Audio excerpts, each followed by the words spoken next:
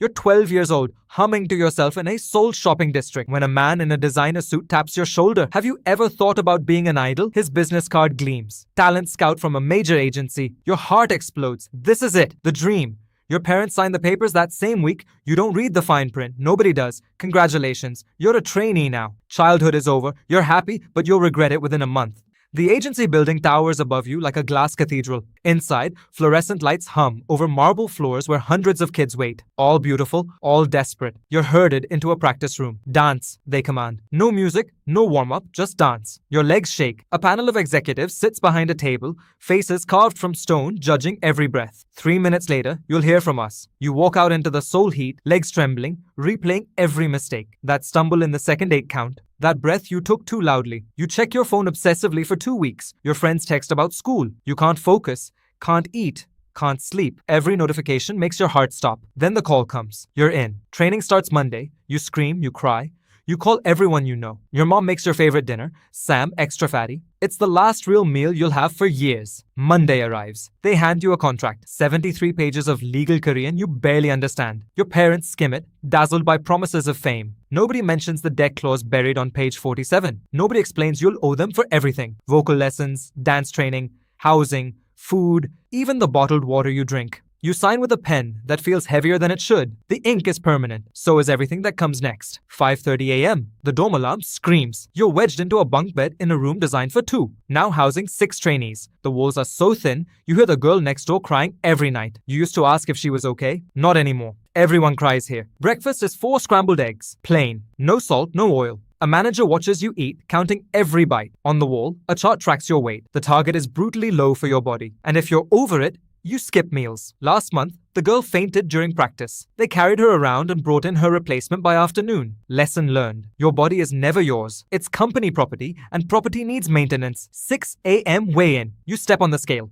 The number flashes, 46.2 kilograms. The trainer's eyes narrow. Lose 2 kilos by Friday, or you're cut from the evaluation. You nod. You always nod. For the next 4 days, you eat nothing but ice cubes and air. You run an extra hour after midnight practice. You wear 3 layers of clothes to sweat more. You stop drinking water on Thursday. By Friday morning, you're so dizzy you have to grip the wall to stand. 44.1 kilograms. The trainer smiles. Good girl. You smile back. Then you go to the bathroom and throw up nothing. 7 a.m. to 12 p.m. dance practice. The mirrors cover every wall, reflecting your flaws in triplicate. The choreographer screams in your face when you miss a step. Your knees ache, your feet bleed through your socks, but you don't stop. Can't stop. There's a line of kids outside waiting to take your place. And they're younger, prettier, hungrier. 12 p.m. Lunch, 6 pieces of steamed chicken, a fistful of lettuce. You dream about pizza. You love pizza, you used to. The afternoon blurs. Vocal training until your throat is raw and every swallow feels like glass. Media training where they teach you to smile through anything. Language lessons where you memorize phrases in 3 languages you'll never actually learn. By 10 p.m., you collapse into your bunk. Exhausted, you scroll through social media, watching your friends at school dances, at birthday parties, normal life. They tag you, miss you.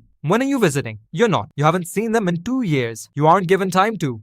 You put your phone down, stare at the ceiling. Wonder if this is worth it. Then your roommate whispers from the bunk above. Don't even think about quitting. My friend tried. The company said she owed them 300 million won for training. Her family almost lost their house. Your blood goes cold. You didn't know. Nobody told you. But now you understand. You're not a trainee. You're an investment. And investments don't get to leave. Once a month, they line you up like cattle. One by one, you perform for executives who decide your fate. Sing, dance, look pretty. Convince them you're worth the investment. You're 15 now. This month, they announced a surprise. We're debuting a new girl group next year. Top 5 trainees will be selected. Your heart stopped. You're competing with new talent now. Translation, you're replaceable. The new girls arrive. They're younger, prettier. Their families paid for private training. They don't have your exhaustion, your desperation. They're fresh, you're breaking. One girl is told she's not ugly, but not pretty enough. She's 14. You watch her cry in the bathroom afterwards, but you don't comfort her. Comfort is a luxury. You're competing for 5 spots in a group. She's your rival, not friend. One night, you pack a bag, get as far as the dorm entrance. Then you remember you quit before debut. You owe the agency for all training costs, plus a penalty fee, $800 million won over $500,000. Your parents don't have that. Neither do you. You unpack your bag and go to practice. The system isn't designed to train idols, it's designed to trap them. 3 years,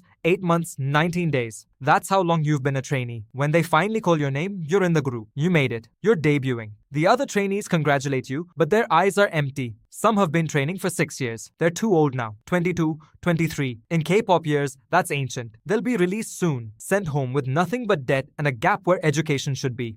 You don't think about them. You can't. You've got a week to learn 20 songs, 12 choreographies, and smile through press conferences where reporters ask if you have a boyfriend. No, you say, laughing. I'm focused on my fans. It's a lie. Your contract has a dating ban, 3 years minimum. Fall in love, get caught, and you're out. Your debut showcase is in 72 hours. You sleep 3 hours a night. During rehearsals, you collapse from dehydration. They hook you to an IV backstage and send you back out. Debut day. Lights, camera, 1,000 screaming fans. You bow, you perform, you smile until your face hurts. Afterwards, your manager says, good job, now you just have to pay off the debt. The debt, right? The 600 million one you've racked up. Now that you've debuted, that debt is yours to repay. Every album sold, most of the profit goes straight to the agency. You're working for free until the red number turns black. For some groups, that's 2 years. For others, it's 7 or never. 3 a.m. recording booth. You're redoing the same line for the 40th time. Your voice cracks. The producer sighs again. You sing it again and again and again. By dawn, your throat feels like broken glass. 6 a.m. Hair and makeup. They bleach your hair for the 4th time this year. It's falling out in clumps. 8 a.m. Dance practice. Your ankle is swollen. You sprained it last week and never let it heal. You pop 3 painkillers and keep dancing. 12 p.m. fan made. 200 fans screaming, crying, wanting a piece of you. You sign albums until your hand cramps. You bow. You thank them. You mean it. But then, you check your phone backstage, the comments. She looks fat. Her face is puffy. She gained weight. Disgusting. You ate a full meal yesterday. You're first in a week, and they noticed. Your manager pulls you aside. No dinner tonight. That night,